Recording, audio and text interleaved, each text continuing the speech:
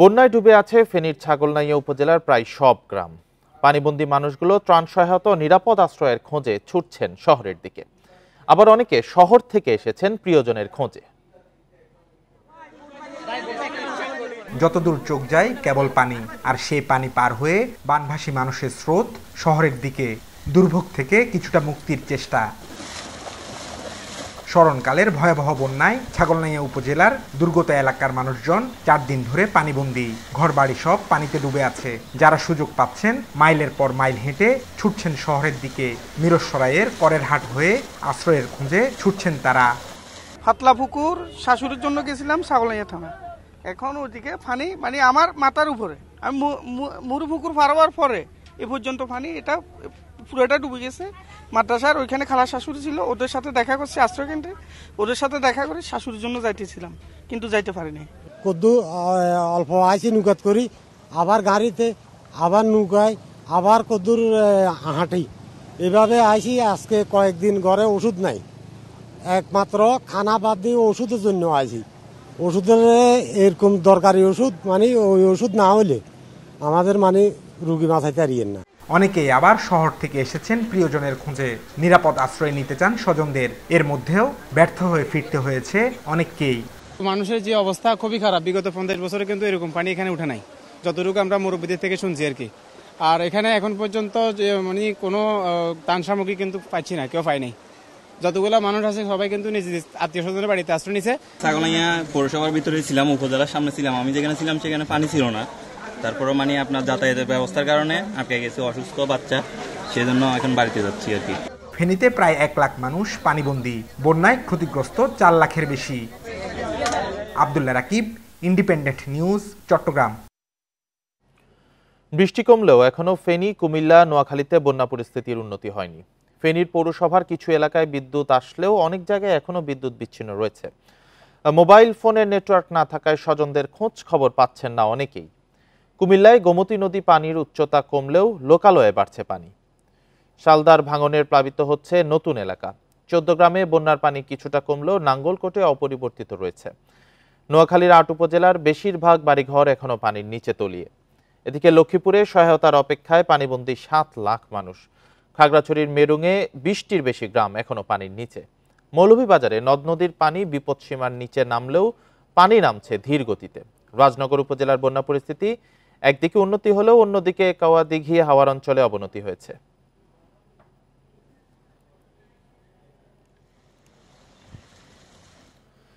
কাপ্তাই হ্রদের পানি বাড়ায় বাঁধের 16 গেট 6 ইঞ্চি করে খুলে দেওয়া হয়েছে। সেখানকার সবশেষ পরিস্থিতি জানাতে যোগ দিয়েছেন সহকর্মী আব্দুল্লাহ রাকিব। রাকিব, গেট খোলার কি প্রভাব পড়তে পারে?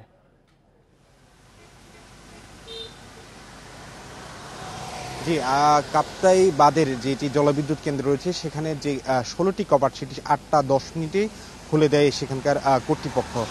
আমাদেরকে তারা জানিয়েছেন 16টি কপাট গেটে 6 ইঞ্চি করে খোলার কারণে আসলে খুব একটা প্রভাব পড়বে না, কারণ যে পরিমাণ পানি যাবে এটি স্বাভাবিক সময়ে যেভাবে যায়, অর্থাৎ বিদ্যুৎ উৎপাদনের জন্য যে প্রতি সেকেন্ডে যে 32,000 কিউসেক পানি ছাড়া হয় সেটির চেয়েও কিছুটা কম। ফলে তারা বলছেন যে এটি যদিও কর্ণফুলী হয়ে হালদা নদী হয়ে চট্টগ্রাম বন্দরের মোহনা হয়, সেটি বঙ্গোপসাগরে পড়ার কথা। তবে সেক্ষেত্রে যে সতর্কী করা ব্যবস্থা, অর্থাৎ রাঙ্গুনিয়া উপজেলা রয়েছে, কাপ্তাই উপজেলা, পাশাপাশি চট্টগ্রাম বন্দর একটি বড় একটি অংশ রয়েছে। সেক্ষেত্রে গতকালই আসলে কাপ্তাই বিদ্যুৎ কেন্দ্রে যারা কর্তৃপক্ষ আছেন তারা চিঠির মাধ্যমে সংশ্লিষ্ট যে কর্তৃপক্ষগুলো আছে তাদেরকে সতর্ক করেছেন সেক্ষেত্রে প্রয়োজনীয় ব্যবস্থা নেওয়ার জন্য। তবে আজ যেহেতু সকাল থেকেই বৃষ্টি হচ্ছে, সেক্ষেত্রে পানির মাত্রাটাও বাড়বে এবং দিনের বেলা বাড়ার সাথে সাথে সে পানি নামার পরিমাণ সেটিও আসলে বাড়বে। সেক্ষেত্রে যে প্রশাসন রয়েছে, যারা স্থানীয় প্রশাসন থেকে শুরু করে যে বন্দর কেন্দ্রিক প্রশাসন রয়েছে তারা সব রকমের প্রস্তুতি নিয়ে রেখেছেন। অর্থাৎ এটি আসলে এমন নয় যে নতুন করে এই বছরই খোলা হচ্ছে। এটি এই রকম পরিস্থিতি হলে, অর্থাৎ কাপ্তাই বাঁধে যখন 109-এর মতো তারা যে পরিমাণ পানি ধারণ করতে পারে সেটির পরে আসলে পানি ছেড়ে দিতে হয়। অর্থাৎ এটি এর আগেও হয়ে এসেছে, তবে এর প্রভাব চট্টগ্রামে এর আগে কখনো খুব বেশি পড়েনি। অর্থাৎ এটি যদি মনে করা হয় যে এখানকার জোয়ারের উচ্চতা বাড়বে, সেক্ষেত্রে হচ্ছে যে কিছুটা শঙ্কা তৈরি করবে। আশেপাশে যে নদী বা খালগুলোর পাশের যে জনপদগুলো আছে সেই জনপদগুলো প্লাবিত হওয়ার কিছুটা শঙ্কা থাকবে। কিন্তু আবহাওয়াবিদ বা আবহাওয়া অফিস থেকে বলা হচ্ছে যে স্বাভাবিক যে জোয়ার সেটির কারণে সেটির সাথে কাপ্তাই জলের পানি কাপ্তাই বিদ্যুৎ কেন্দ্রে যে পানি ছাড়া হয়েছে কাপ্তাই বাঁধের সেটির আসলে খুব বেশি প্রভাব জনপদগুলোতে পড়বে না। তবে প্রভাব পড়বে না বলে আসলে জানা যাচ্ছে। চট্টগ্রাম থেকে জানাচ্ছিলেন সহকর্মী আব্দুল্লাহ রাকিব। বৃষ্টি না থাকলেও নিচু এলাকা হওয়ায় খাগড়াছড়ির দীঘিনালা উপজেলার মেরুং ইউনিয়নের বেশিরভাগ এলাকা এখনো তলিয়ে। তবে সড়ক থেকে পানি নেমে যাওয়ায় 5 দিন পর রাঙামাটির লংগদুর সঙ্গে খাগড়াছড়ির সড়ক যোগাযোগ স্বাভাবিক হয়েছে। বিস্তারিত জানাচ্ছেন সমীর মল্লিক। খাগড়াছড়িতে বন্যায় সবচেয়ে বেশি ক্ষয়ক্ষতি হয়েছে আসলে কৃষিক্ষেত্রে। এখন পর্যন্ত অনেকগুলো জায়গাতে কিন্তু চারার উপরে কিন্তু কাদা মাটির স্তর এবং কিন্তু বন্যার পানি কিন্তু যাচ্ছে, বিশেষ করে মেরুং ইউনিয়নে সেখানে কিন্তু বন্যার পানি পুরোপুরি নেমে গেছে সেটা বলা যাবে না, এবং ওই এলাকাটি পুরোপুরি আসলে কৃষির উপর নির্ভরশীল এবং মূলত মাইনি অববাহিকা হওয়ার কারণে সেখানে ফসলি জমিতে কিন্তু প্রচুর চাষাবাদ করা হয়। সে সবগুলো ফসল কিন্তু নষ্ট হয়ে গেছে, সমস্ত চারা কিন্তু নষ্ট হয়ে গেছে এবং একই সাথে প্রায় 137 হেক্টর এর মতো সবজির যে ক্ষেত সেটা নষ্ট হয়েছে। অর্থাৎ সব মিলিয়ে এখানে 2500-এর মতো কৃষক এই বন্যা ক্ষতিগ্রস্ত হচ্ছে শুধু দীঘিনালা উপজেলাতে। এখানে কবাখালী, দীঘিনালা, বোয়ালখালী এবং মেরুং ইউনিয়ন 5টি ইউনিয়ন কিন্তু প্লাবিত হয়েছে। একই সাথে খাগড়াছড়ি জেলা সদর, পানছড়ি, রামগড়ের এবং মহালছড়ি যে সমস্ত অববাহিকা যে সমস্ত নিচু এলাকাগুলো রয়েছে সেখানে কিন্তু অধিকাংশ জায়গাগুলোতে কৃষক বড় ধরনের ক্ষতি হচ্ছে। কৃষির পাশাপাশি অন্যান্য যে গ্রামীণ সড়কের কিন্তু বড় ধরনের ক্ষতি হচ্ছে। খাগড়াছড়ির মহালছড়ির সাথে মুবাছড়ি যে সড়ক যোগাযোগ সেটা গত বৃহস্পতিবার থেকে বন্ধ রয়েছে। সেখানে মুবাছড়ি যাওয়ার যাতায়াতের যে রাস্তাটি রয়েছে, গ্রামীণ সড়কটি রয়েছে, সেটা কিন্তু বন্যার পানির তোড়ে একেবারে ভেসে গেছে। অন্তত 50 থেকে 70 ফুট সড়ক কিন্তু এখন অস্তিত্ব বিলীন হয়ে গেছে। একই অবস্থা যে সমস্ত এলাকাগুলোতে আসলে বন্যার পানি দীর্ঘস্থায়ী হয়েছিল এবং বন্যার পানির স্রোত যে সমস্ত রাস্তার উপর দিয়ে প্রবাহিত হয়েছিল সেই রাস্তাগুলো একেবারে অস্তিত্ব বিলীন হয়েছে।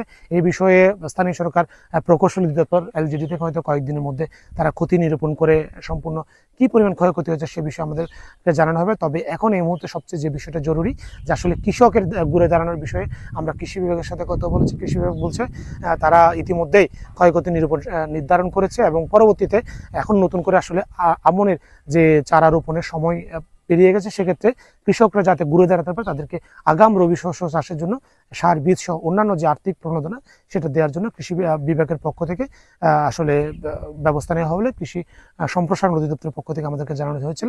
এই ছিল আসলে বন্যার ক্ষয়ক্ষতি নিয়ে খাগড়াছড়ি থেকে সবশেষ। এদিকে নোয়াখালীর 8 উপজেলার 7 পৌরসভা ও 87 ইউনিয়নের বেশিরভাগ বাড়িঘর ও রাস্তাঘাট গত এক সপ্তাহ থেকে পানির নিচে তলিয়ে আছে। পরিস্থিতির উন্নতি না হওয়ায় প্রতিদিনই বিভিন্ন আশ্রয় কেন্দ্রে দুর্গত মানুষের ভিড় বাড়ছে। সেখানকার পরিস্থিতি নিয়ে আরো জানাচ্ছেন সহকর্মী আবু নাসের। বৃষ্টি এবং ফেনী নদী ও মুহুরী নদী হয়ে আসা উজানের পানিতে নোয়াখালীর অন্তত 20 লাখ লোক গত এক সপ্তাহ ধরে পানিবন্দী হয়ে আছে। এই পানিবন্দী মানুষগুলো বিভিন্ন আশ্রয়কেন্দ্রে ঠাঁই নিয়েছেন। জেলার প্রায় সবকটি শিক্ষা প্রতিষ্ঠানের পাশাপাশি উঁচু দালানগুলো এখন আশ্রয়কেন্দ্র হয়েছে। এখানে স্থায়ী হয়েছে অসংখ্য পানিবন্দী নারী, পুরুষ, শিশু, বৃদ্ধ থেকে শুরু করে বিভিন্ন শ্রেণী পেশার মানুষের। এই আশ্রয়কেন্দ্রগুলোতে সরকারি সাহায্য সহযোগিতার দিকে তাকিয়ে না থেকে স্থানীয় বাসিন্দারাই যার যা কিছু আছে তাই নিয়ে এই পানিবন্দী মানুষগুলোর পাশে, এই আশ্রিত মানুষগুলোর পাশে দাঁড়িয়েছেন। প্রত্যেকটি আশ্রয়কেন্দ্রে প্রতিদিনই স্থানীয় লোকজন নিজস্ব ব্যবস্থাপনায় রান্না করে এবং শুকনো খাবার পরিবেশন করছে এই মানুষগুলোর জন্য। এখানে আশ্রিত মানুষগুলো জানেন না কবে নাগাদ তারা তাদের ঠিকানায় ফিরে যেতে পারবেন। তাদের ফেলে আসা বাড়িঘরগুলোর কী অবস্থা তাও তারা জানেন না। এক চরম অনিশ্চয়তার মধ্যে এখানে প্রতিটি আশ্রয়কেন্দ্রে আশ্রিত লোকজনগুলো দিন পার করছেন। এই আশ্রিত লোকগুলোকে দ্রুত সরকারি সাহায্য সহযোগিতার পাশাপাশি চিকিৎসা সামগ্রী পৌঁছে না দিলে এক মানবিক বিপর্যয়ের সম্ভাবনা রয়েছে বলে স্থানীয় বাসিন্দাদের অভিমত। এবার লক্ষ্মীপুরের বন্যা পরিস্থিতি নিয়ে জানাচ্ছেন সহকর্মী আব্বাস হোসেন।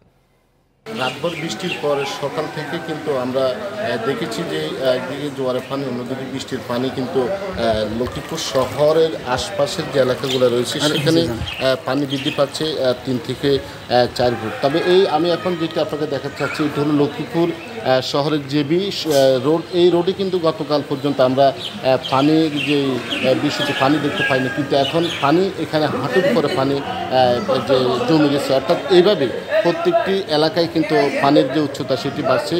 বিশেষ করে লক্ষ্মীপুরের যে পূর্বাঞ্চল রয়েছে মান্দারি, ধুগুলি, উষাখালী এবং চন্দ্রগঞ্জ, যে চরশাহী, এইসব এলাকায় কিন্তু মূলত পানি যেটি তার উচ্চতা বাড়ছে। তো এখানকার যে প্রশাসনের পক্ষ থেকে যেটি দাবি করা হচ্ছে, তারা এখন পর্যন্ত যে আশ্রয় কেন্দ্রগুলো রয়েছে সেখানে প্রায় 20 থেকে 25,000 মানুষ আশ্রয় নিয়েছে।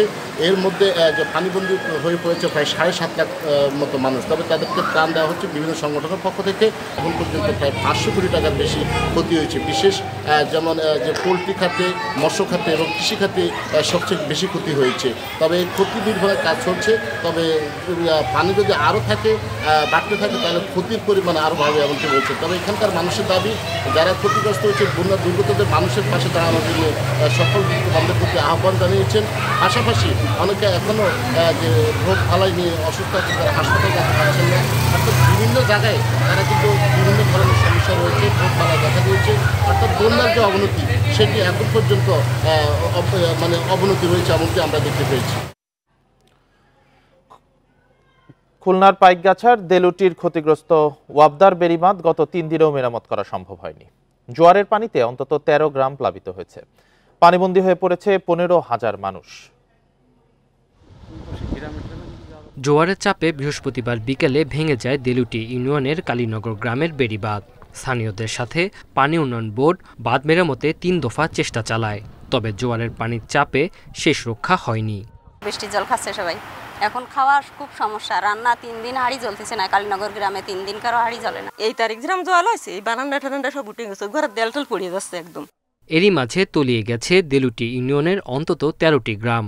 এছাড়া বটিয়াঘাটা ও দাকপের কয়েকটি গ্রামে পানি ঢুকেছে, ডুবে গেছে বসতবাড়ি, ভেসে গেছে কয়েকশো চিংড়ির ঘের।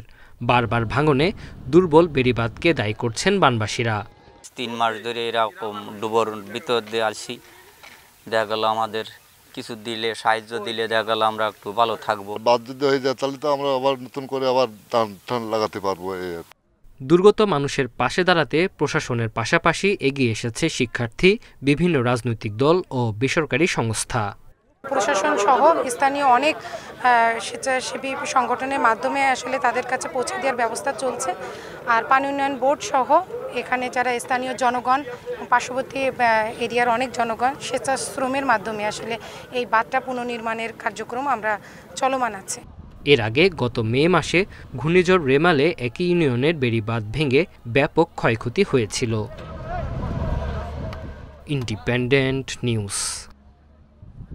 2 সপ্তাহ পর সিলেট পুলিশ সুপারের কার্যালয়ে শুরু হয়েছে জরুরি সেবা কার্যক্রম। আপাতত পুলিশ ক্লিয়ারেন্স ও পাসপোর্ট ভেরিফিকেশনের কাজ চলছে। পর্যায়ক্রমে চালু হবে সব সেবা। 5ই আগস্ট ভাঙচুর ও আগুনে ক্ষতিগ্রস্ত ভবনের নিচতলায় 2টি ডেস্ক বসিয়ে দেয়া হচ্ছে জরুরি সেবা। সিলেট পুলিশ সুপারের কার্যালয়ে 4তলা ভবনের বেশিরভাগ অংশ জুড়েই এখনও ভাঙচুর আর অগ্নিসংযোগের চিহ্ন। ভবনের নিচতলায় 2টি সার্ভিস ডেস্ক থেকে চালু করা হয়েছে জরুরি সেবা কার্যক্রম। 2 সপ্তাহের বেশি সময় ধরে পুলিশ সুপারের কার্যক্রম বন্ধ থাকায় বিভিন্ন জরুরি সেবা পায়নি সিলেটবাসী। 20 আগস্ট থেকে সীমিত পরিসরে পুলিশ ক্লিয়ারেন্স ও পাসপোর্ট ভেরিফিকেশনের কাজ চালু হওয়ায় স্বস্তি ফিরেছে প্রবাসী অধ্যুষিত এই অঞ্চলে। দ্রুত সব সেবা চালুর দাবি তাদের। এই কাগজপত্রগুলো জ্বালানিতে গিয়া এখন মানে একটু ভোগান্তিত বা একটু লেটও আমরা পড়ছি। ইম্পর্টেন্ট কাগজপত্র ডকুমেন্টগুলো আসিল, সো এগুলো জ্বলি গেছে। সো তারা এগুলো আবার নতুন করে প্রিন্ট করবো। প্রিন্ট করিয়া যারারও আবেদন বা ই রিলেটেড যত কাজগুলো আসিল, সো ওগুলো আবার পুনরায় চালু করার সিদ্ধান্ত। আর তারা আশ্বাস দিচ্ছেন যে আগামী সপ্তাহ থেকে পুনরায় সব কিছু মোটামুটি ঠিক হয়ে যাব। কর্মকর্তারা জানান, পুলিশ সুপার কার্যালয়ে ব্যাপক ক্ষতি হওয়ায় সব সেবা এখনই চালু করা যাচ্ছে না। আর পুলিশ লাইন্স থেকে চালানো হচ্ছে দাপ্তরিক কাজ। পুরোপুরি কার্যক্রম শুরু করতে একটু সময় লাগবে সংস্থার কাজ শেষে, কিন্তু আমরা জরুরি যে পরিষেবাগুলো আছে যেমন পুলিশ ক্লিয়ারেন্স, পাসপোর্ট এবং চাকরি ভেরিফিকেশন, এগুলো আমরা সর্বপরিসরে শুরু করেছি। আশা করি সেবাপ্রার্থী যারা আছেন তারা যদি পুলিশ সুপার কার্যালয়ে আসেন সেই সেবাগুলো পাবেন। ভবনের ক্ষয়ক্ষতি নিরূপণের পাশাপাশি সংস্কারের জন্য পুলিশ সদর দপ্তরে লিখিতভাবে জানানো হয়েছে। তবে কবে নাগাদ সংস্কার কাজ শুরু হবে তা এখনো বলতে পারছে না কর্তৃপক্ষ। Independent news. সিলেটে আদালতে নেয়ার সময় হামলায় আহত হয়েছেন অবসরপ্রাপ্ত বিচারপতি মানিক। শনিবার রাতে তাকে ওসমানী মেডিকেলে ভর্তি করা হয়। বিষয়টি নিশ্চিত করেছেন সিলেট কারাগারের ডিআইজি সগির মিয়া। তিনি বলেন, শনিবার বিকেলে অবসরপ্রাপ্ত বিচারপতি মানিককে আদালতে হাজির করার সময় উত্তেজিত জনতা হামলা করে। আইনশৃঙ্খলা বাহিনী বাধা দিলেও কাজ হয়নি, এতে আহত হন মানিক। কঠোর নিরাপত্তায় পরে তাকে আদালতে নিয়ে যায় পুলিশ।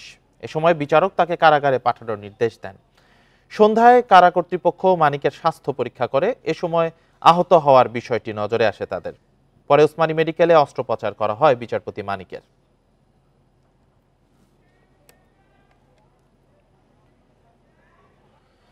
দুই হত্যা মামলায় সাবেক প্রধানমন্ত্রী শেখ হাসিনার বেসরকারি শিল্প ও বিনিয়োগ বিষয়ক উপদেষ্টা সালমান এফ রহমান, সাবেক আইনমন্ত্রী আনিসুল হক ও সেনা কর্মকর্তা জিয়াউল হাসানের 5 দিন করে 10 দিনের রিমান্ড দিয়েছে আদালত।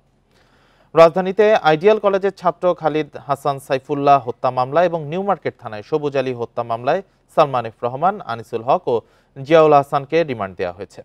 শনিবার মামলার তদন্ত কর্মকর্তা লালবাগ থানার সাব ইন্সপেক্টর আক্কাস মিয়া 10 দিনের রিমান্ড আবেদন করেন। এদিকে বাড্ডা থানার সুমন হত্যা মামলায় সাবেক মন্ত্রী দীপু মনিকে 4 দিনের এবং ভাটারা থানায় সোহাগ হত্যা মামলায় আসাম ফিরোজ রশিদকে 7 দিনের রিমান্ড দেওয়া হয়েছে।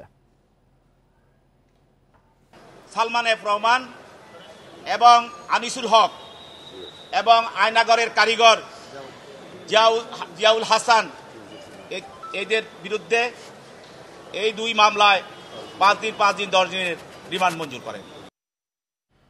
বৈষম্য বিরোধী ছাত্র আন্দোলনে আহত হয়ে 1 মাসেরও বেশি সময় রাজধানীর সরকারি 3 হাসপাতালে এখনো চিকিৎসাধীন 275 জন।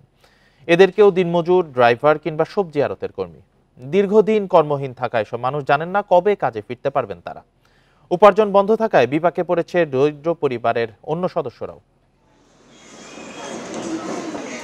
আগারগাঁওয়ের জাতীয় চক্ষুবিজ্ঞান ইনস্টিটিউটে 1 মাস ধরে ভর্তি কাভার্ড ভ্যান চালক নূর করিম। একটি নিট কম্পোজিট কারখানার কর্মী নূর করিম 19 জুলাই সাভার বাসস্ট্যান্ডের সামনে গুলিবিদ্ধ হন। আবার কবে কাজে ফিরতে পারবেন জানা নেই তার। একটা চোখ গেছে, এই অবস্থায় তো ড্রাইভিং করা ক্রিটিক্যাল। ডাক্তার এইভাবে বলেও না যে আমি ড্রাইভিং করে খেতে পারবো বা আমি ভবিষ্যতে কি করব। একই হাসপাতালের বিছানায় কাটাচ্ছেন খুলনার দিনমজুর আব্দুস সাত্তার ও মিরপুরের সবজির আড়ত কর্মী শরীফ। 8 জন মানুষ সংসারে, কে কামাই করে খাওয়াবে? আর ছোট ছোট বাচ্চারা 8 জন, আমার কামাই করার আর লোক নেই। আমাদের তো কর্মস্থান বন্ধ, আমরা সরকারি খাওয়ান খাইতেছি, কিন্তু আমাদের নিজেদের কি যে পরিস্থিতি বা আমাদের আগামী ভবিষ্যৎ কিভাবে যাবে। জাতীয় অর্থোপেডিক হাসপাতাল থেকে সুস্থ হয়ে কবে বাড়ি ফিরতে পারবেন জানা নেই কারখানা শ্রমিক মুফাইল হোসেনের। জানি না আর কতদিন বসে থাকবো, বসে থেকে চলবে কিনা আমার পরিবারটা, অনেক কষ্টের ভিতরে আছি। হাসপাতাল কর্তৃপক্ষ বলছে আহতদের বিনামূল্যে চিকিৎসা দেয়া হচ্ছে। প্রায়োরিটি লিস্টে প্রথমে হচ্ছে ওনাদেরকে চিকিৎসা দিয়ে যত দ্রুততার সাথে এবং সম্পূর্ণ না হলেও আংশিকভাবে যদি আমরা ওনাদেরকে সুস্থ করে তুলি, ওনারা ওনাদের আবার কর্মজীবনে যদি ফেরত যেতে পারেন, এটাই আমাদের চাওয়া। বৈষম্য বিরোধী ছাত্র আন্দোলনে আহত হয়ে রাজধানীর সোহরাওয়ার্দী, পঙ্গু ও চক্ষু হাসপাতালে এখনও চিকিৎসা নিচ্ছেন 275 জন। Buddhadeb Kundu, independent news, Dhaka. আজ থেকে আগের সূচিতেই চালু হয়েছে মেট্রো রেল, তবে বন্ধ থাকছে ক্ষতিগ্রস্ত কাজীপাড়া ও মিরপুর 10 নম্বরের স্টেশন। সকাল 7:10 উত্তরা উত্তর স্টেশন থেকে ছাড়ে প্রথম ট্রেন, চলবে রাত পর্যন্ত। 1 মাস 8 দিন পর সকালে মেট্রো রেল চালু হওয়ায় খুশি যাত্রীরা। বিশেষ করে অফিসগামী যাত্রীরা স্বস্তি প্রকাশ করেছেন। সপ্তাহের প্রথম কর্মদিবসে স্টেশনগুলোয় রয়েছে যাত্রীদের ভিড়ও। শিক্ষার্থীদের কমপ্লিট শাটডাউন কর্মসূচির সময় 18 জুলাই বিকেল 5:30 থেকে বন্ধ করে দেওয়া হয় মেট্রো রেল চলাচল। পরদিন কাজীপাড়া ও মিরপুর 10 নম্বর স্টেশনে দুর্বৃত্তদের হামলার পর দেখা দেয় অচল অবস্থা।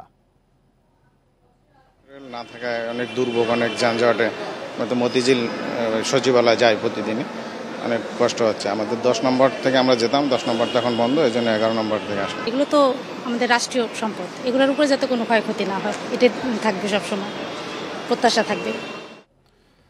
এ বিষয়ে আরো জানাতে আগারগাঁও থেকে যোগ দিয়েছেন সহকর্মী শাহিদ আহমেদ। শাহিদ, 2 ঘন্টারও বেশি সময় হলো ট্রেন চালু হয়েছে, যাত্রীদের আনাগোনা কেমন দেখছেন? সবকিছু স্বাভাবিকভাবে চলছে কিনা?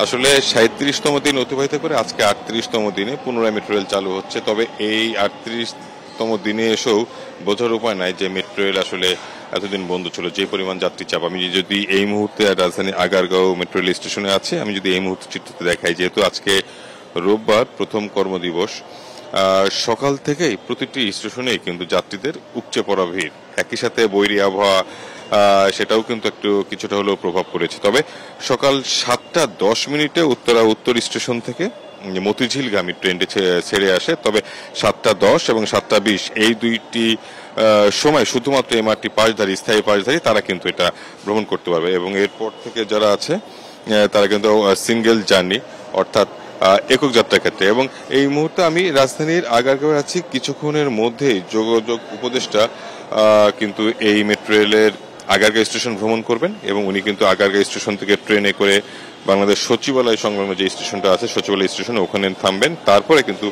এই সামগ্রিক বিষয় বন্ধ, আগামীতে যাতে এরকম সমস্যা কাটিয়ে উঠতে কি ধরনের ব্যবস্থা নিচ্ছে কর্তৃপক্ষ, এই সব বিষয়ে কিন্তু যোগাযোগ উপদেষ্টা তখন সাংবাদিকদের সাথে মত বিনিময় করবেন।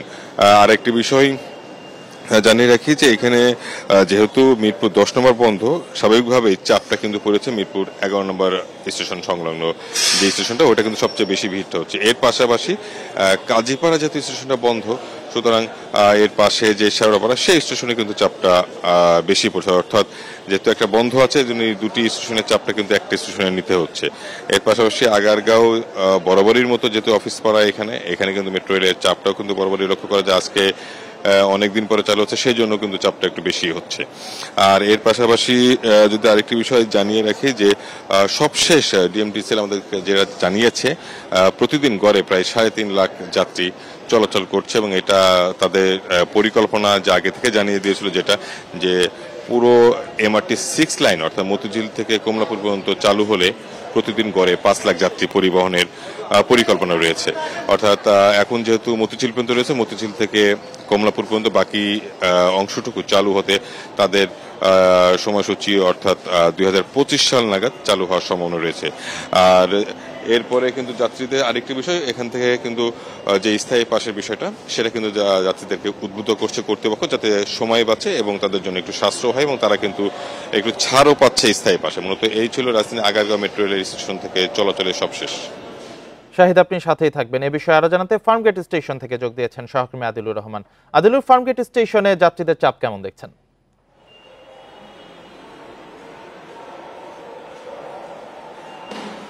দেখুন, অনেকদিন বন্ধ থাকার পরে আজকে থেকে আসলে মেট্রো রেলের যে শুরু হয়েছে এবং যাত্রীদের যে চলাচল সেটিও শুরু হয়েছে। তবে সকাল থেকে এখন পর্যন্ত ফার্মগেট যে স্টেশন, সেই ফার্মগেট স্টেশনে যাত্রীদের চাপটি এখনও আসলে অনেক বেশি শুরু হয়নি। আমরা দেখতে পাচ্ছি যে 2-1 করে যাত্রী যারা আছেন তারা যাচ্ছেন বা যারা বিভিন্ন গন্তব্য থেকে ফার্মগেট স্টেশনে এসে নামছেন তারা আসছেন। তবে মেট্রো রেলে আমরা যে উপচে পড়া যে ভিড়টি আসলে দেখে থাকি, সেই উপচে পড়া ভিড়টি আমরা এখন পর্যন্ত এই ফার্মগেট যে স্টেশন, সেই স্টেশনে আসলে লক্ষ্য করতে পারছি না। এখন সকাল 9টার কিছু বেশি বাজে।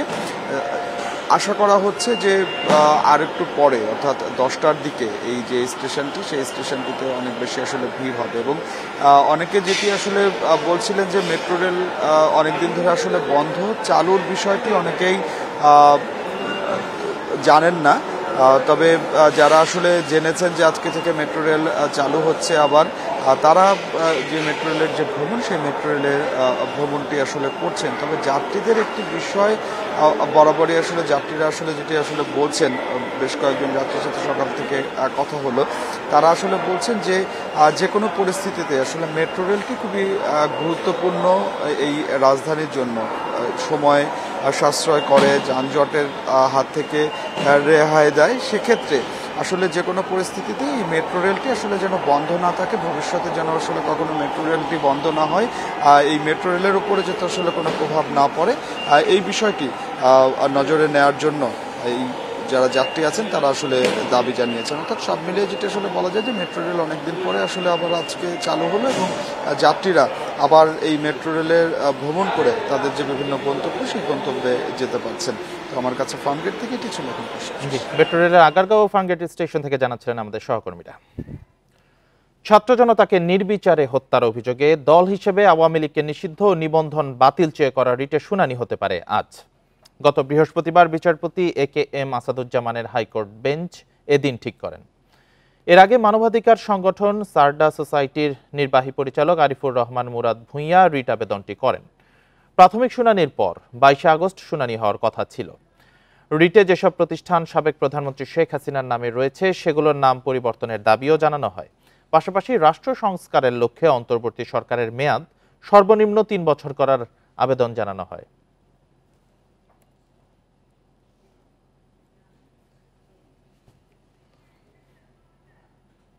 রোহিঙ্গা অনুপ্রবেশের 7 বছরেও প্রত্যাবাসনে রাজি করানো যায়নি মিয়ানমারকে।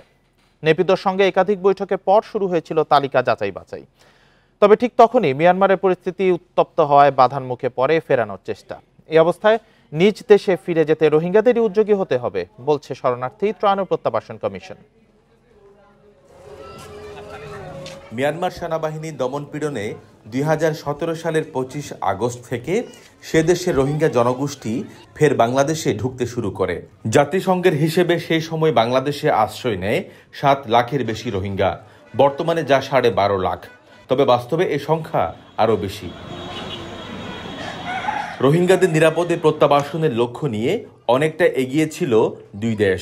তবে আরাকান আর্মি ও মিয়ানমার জান্তা সরকারের সাথে চলমান যুদ্ধে প্রত্যাবাসনের অগ্রগতি বাধাগ্রস্ত হয়েছে। দেশের জন্য খুব খারাপ লাগছে, চলে যেতে ইচ্ছে করছে। আমাদের যদি স্বাধীনভাবে চলাফেরা করার সুযোগ করে দেয় তাহলে আমরা চলে যাব। এখনো সেখানে মিয়ানমারের জান্তা সরকার পালিয়ে বাংলাদেশে চলে আসছে, আমরা সেখানে কোথায় যাব? এদিকে শরণার্থী ত্রাণ ও প্রত্যাবাসন কমিশনার জানান, প্রত্যাবাসন নিয়ে আসার কোনো সংবাদ আপাতত নেই। রোহিঙ্গাদের নিজ অধিকার প্রতিষ্ঠার জন্য নিজেদের আন্তরিক হতে হবে। রোহিঙ্গারা যদি মনে করে যে তাদের কোনো দেশ নাই, তাহলে তো এটি একটি ভয়াবহ বিপর্যয় হবে তাদের জন্য, তাদের পরবর্তী জেনারেশনের জন্য, তাদের জন্যে, তাদের সন্তানদের ভবিষ্যতের জন্যই রিপাট্রিয়েশন প্রয়োজন। রোহিঙ্গা অনুপ্রবেশের 7 বছরে কক্সবাজারের আইনশৃঙ্খলা পরিস্থিতির অবনতি ঘটেছে। তৌফিকুল ইসলাম, ইন্ডিপেন্ডেন্ট নিউজ, কক্সবাজার। এ বিষয়ে আরো জানাতে কক্সবাজার থেকে যুক্ত হয়েছেন সহকর্মী তৌফিকুল ইসলাম। তৌফিকুল, নিজ দেশে ফিরে যেতে রোহিঙ্গাদেরই উদ্যোগী হওয়ার পরামর্শের কথা আমরা শুনছিলাম, সেটি কি আসলে সম্ভব? রোহিঙ্গারা কি বলছেন এ বিষয়ে?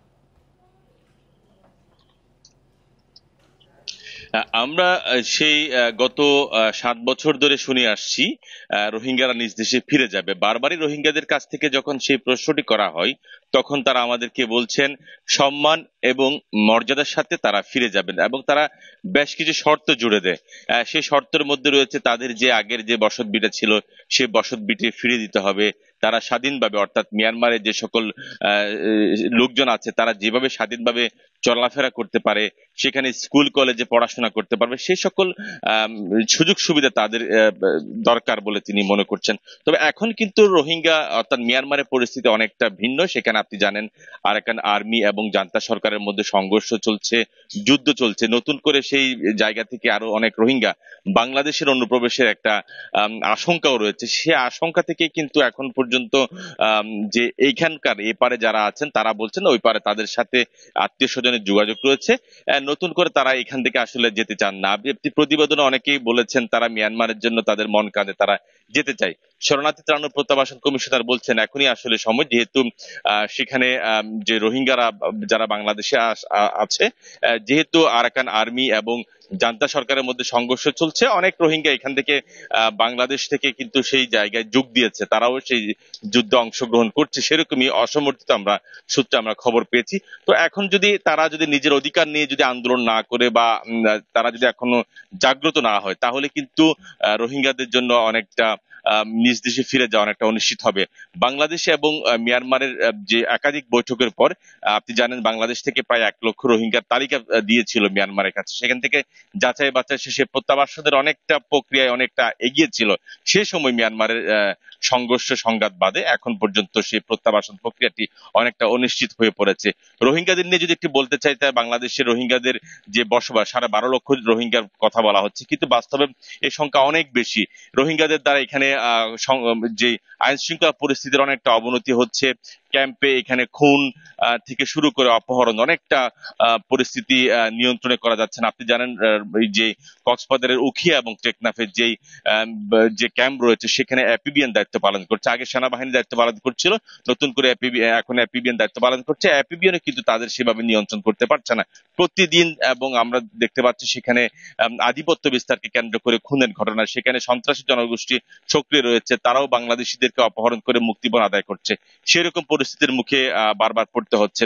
এখন যেহেতু বাংলাদেশে অন্তর্বর্তীকালীন সরকার, এই সরকার আসলে মিয়ানমারকে কতটুকু চাপ প্রয়োগ করবে বা কিভাবে আলোচনা করবে সেটি এখন কিন্তু এখানকার সুশীল সমাজের নেতারা তারা সেটি বলছেন, এবং নতুন করে আসলে প্রত্যাবাসনের প্রক্রিয়াটি ভাবা উচিত বলে তারা মনে করছেন। কক্সবাজার থেকে জানাচ্ছিলেন সহকর্মী তৌফিকুল ইসলাম। রোহিঙ্গা গণহত্যার 7 বছরেও পাল্টায়নি মিয়ানমারের রাখাইনের পরিস্থিতি। এখনো হত্যা, নির্যাতন সহ নানা অপরাধ করছে দেশটির সেনাবাহিনী ও আরাকান আর্মির সদস্যরা। রোহিঙ্গাদের বর্তমান পরিস্থিতি নিয়ে উদ্বিগ্ন জাতিসংঘের মানবাধিকার প্রধান। 2017 সালের নৃশংসতার পুনরাবৃত্তির আশঙ্কা করছেন ভলকার তুর্ক। সন্ত্রাস বিরোধী অভিযানের নামে 2017 সালের 25 আগস্ট রাখাইনে রোহিঙ্গা নিধন শুরু করে মিয়ানমার সেনাবাহিনী। প্রাণে বাঁচতে বাংলাদেশে পালিয়ে আসে প্রায় 7.5 লাখ রোহিঙ্গা। ওই ঘটনার 7 বছর পরও বন্ধ হয়নি মিয়ানমারে রোহিঙ্গাদের ওপর নির্যাতন। রাখাইনে সশস্ত্র বিদ্রোহী গোষ্ঠী আরাকান আর্মির সাথে সেনাবাহিনীর তীব্র লড়াই চলছে। সংঘাতের কারণে আটকা বহু রোহিঙ্গা।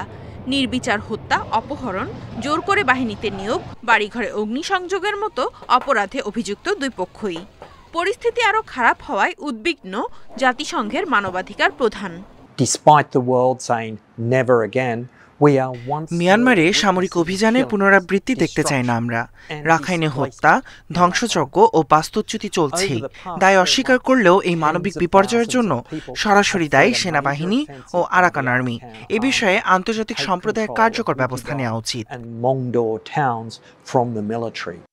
চলমান সংঘাত থেকে পালাতে গিয়ে 5 আগস্ট বাংলাদেশ সীমান্তের কাছে ড্রোন হামলায় অনেক রোহিঙ্গার মৃত্যুতে উদ্বেগ জানান তিনি। হামলাকারীদের ন্যায় বিচার নিশ্চিতের তাগিদ দেন তুর্ক। 4 মাসে বুথিডং ও মংডুর দখল নিয়ে সেনাবাহিনী ও আরাকান আর্মির সংঘাত থেকে বাঁচতে পালায় হাজারো মানুষ, যাদের বেশিরভাগই রোহিঙ্গা। তবে তাদের আশ্রয় নেওয়ার নিরাপদ স্থান নেই। রোহিঙ্গাদের উপর হামলাকে আন্তর্জাতিক মানবাধিকার আইনের বিরোধী বলে উল্লেখ করেন তুর্ক। অবিলম্বে বেসামরিক হত্যা বন্ধ, পালানো রোহিঙ্গাদের রক্ষা ও মানবিক সহায়তার অবাধ সুযোগ নিশ্চিতের আহ্বান জানান তিনি। Nadia Tabassum, independent news. ভারতের অন্যান্য উৎসের চেয়ে গড়ে প্রায় দ্বিগুণ দামে আদানির বিদ্যুৎ কিনেছে বাংলাদেশ। দেশে উৎপাদন সক্ষমতা ও চাহিদার বিবেচনায় যা দরকার ছিল না বলে মত বিশেষজ্ঞদের। তাদের মতে বিদ্যুৎ খাতের কেনাকাটা চুক্তিতে বিদায়ী সরকার ব্যক্তি ও গোষ্ঠী স্বার্থকে গুরুত্ব দিয়েছে, যার পুনর্মূল্যায়ন জরুরি। গত বছর মার্চ মাসে ভারতের ঝাড়খণ্ড প্রদেশের গোড্ডায় নির্মিত কয়লা বিদ্যুৎ কেন্দ্র থেকে আমদানি শুরু হয়। আদানির 1600 মেগাওয়াটের কেন্দ্র থেকে 2022-23 অর্থবছর বিদ্যুৎ কেনা হয় গড়ে 14 টাকার বেশি দামে। অন্যদিকে ভারতের আরও 4 উৎস থেকে যে 1000 মেগাওয়াট বিদ্যুৎ আমদানি হয় তার গড় দাম ছিল 8 টাকার নিচে।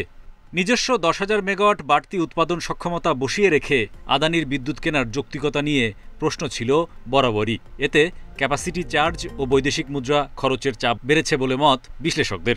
কয়লা ভিত্তিক বিদ্যুৎ কেন্দ্র বা এইভাবে বাইরে না করলেও চলতো। আমরা নিজস্ব সম্পদ ব্যবহার থেকে বিচ্যুত হয়ে যাওয়ার কারণে মূল পরিকল্পনাকে পাশ কাটিয়ে রাজনৈতিক এবং গোষ্ঠী স্বার্থের বিবেচনায় একের পর এক প্রকল্প যে নেওয়া হয়েছে, তার কারণেই কিন্তু এই সেক্টরের আজকে এই নাজুক অবস্থা।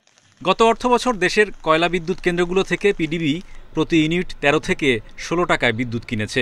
বর্তমানে প্রতি টন কয়লার দাম কমে $100 ঘরে। এই মুহূর্তে কয়লার গড় খরচ ফুয়েলের খরচ 60 টাকা পার কিলোওয়াট আওয়ার, আর ক্যাপাসিটি পেমেন্ট 3 টাকা পার কিলোওয়াট আওয়ার।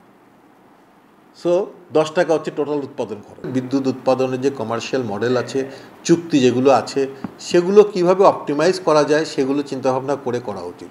বিদ্যুৎ ও জ্বালানি খাতের মোট বকেয়া দাঁড়িয়েছে $220 কোটি, যার মধ্যে ভারতের আদানির কাছেই $70 কোটি। এদিকে আওয়ামী লীগ সরকার পতনের পর মোদী সরকার ভারতেও আদানির বিদ্যুৎ বিক্রির সুযোগ দিয়ে বিধিমালা সংশোধন করেছে। Hari Saha, independent news, Dhaka. শরিয়া ভিত্তিক ব্যাংকগুলো থেকে বিদেশে পাচার হওয়া ৮০,০০০ কোটি টাকা দ্রুত ফিরিয়ে আনার আহ্বান জানিয়েছে শরিয়া ভিত্তিক ইসলামী ব্যাংকিং গ্রাহক ফোরাম। একই সাথে বাংলাদেশ ব্যাংক টাকা ছাপিয়ে সমস্যা সমাধান না করে পাচারকৃত টাকা দেশে ফিরিয়ে আনা বেশি জরুরি বলে জানান অর্থনীতিবিদরা। দেশে ৮টি ইসলামী শারিয়া ভিত্তিক ব্যাংক আছে, এর মধ্যে তারল্য সংকটে আছে ৬টি। এসব ব্যাংকে যে পরিমাণ আমানত জমা আছে তার চেয়ে বেশি ঋণ বিতরণ বা বিনিয়োগ করেছে, ফলে এসব ব্যাংকগুলো দৈনন্দিন লেনদেন নিয়ে বিপাকে আছে। সকালে রাজধানীর মতিঝিলে একটি হোটেলে বিভিন্ন ব্যাংকগুলোকে বিগত বছরগুলোতে নানা অনিয়ম, দখলদারি ও অবৈধ প্রভাব তুলে ধরেন ইসলামী ব্যাংকিং ব্যবস্থার গ্রাহক ফোরামের সদস্যরা। এ সময় ব্যবসায়ীরা জানান, নামে বেনামে এসব ব্যাংক থেকে ৭০ থেকে ৮০,০০০ কোটি টাকা বিদেশে পাচার করেছে প্রভাবশালী প্রতিষ্ঠানগুলো। প্রতিটি ইন্ডাস্ট্রিজ ব্যবসায়ী আমরা যেই ক্ষতিগ্রস্ত হয়েছি, এটা কিভাবে আমরা ফেরত পাবো? এলসি করতে পারি না, পেমেন্ট দিতে পারি না, ক্যাশ ডাউন পেমেন্ট দিতে পারি না, আমাদের লোন স্যাংশন করতে পারি না। যে টাকাগুলো আমাদের নিয়ে গেছেন, আমাদেরকে যাতে ব্যবসায়িক করার জন্য আবার সুন্দরভাবে আমাদেরকে ব্যবস্থা করে দেন। এ সময় পুনরায় অর্থের যোগান দিয়ে ইসলামী ব্যাংকগুলোকে স্বাভাবিক করা এবং ওই ব্যাংকগুলোর পরিচালনা পর্ষদ পুনর্গঠনের দাবি জানান বক্তারা। এটা কোনো একটি বিশেষ ব্যাংক বা কোনো একটি বিশেষ প্ল্যাটফর্ম হিসেবে না বলে আমরা শরিয়া ভিত্তিক ব্যাংকগুলোর গ্রাহকদের একটা প্ল্যাটফর্ম হওয়া উচিত। নামে বেনামে টাকাগুলো নিয়ে গেছে, ঋণ নিয়ে গেছে, সেই তুলনায় তো ডিপোজিট বাড়তেছে না, ডিপোজিট পিছনে টাকা লুট হচ্ছে। তাহলে ইসলামী ব্যাংক তো ওই যে তারল্য সংকট, যেটা লিকুইডিটি ক্রাইসিস, সেটাই হবে। সংবাদ সম্মেলনে বিভিন্ন ব্যাংকে এসএলএম গ্রুপের অবৈধ হস্তক্ষেপ ও নানা অনিয়মে নিয়োগ করা কর্মকর্তাদের চাকরিচ্যুত করার দাবি জানান বক্তারা। Amirul Islam, independent news, Dhaka. আর এই ছিল সকাল ৯টার বিরতিহীন ইন্ডিপেন্ডেন্ট সংবাদে। ইন্ডিপেন্ডেন্ট টেলিভিশনের সব খবর আরো বিস্তারিত জানতে চোখ রাখুন ফেসবুক, ইউটিউব, এক্সে। এতক্ষণ সাথে থাকার জন্য ধন্যবাদ সবাই।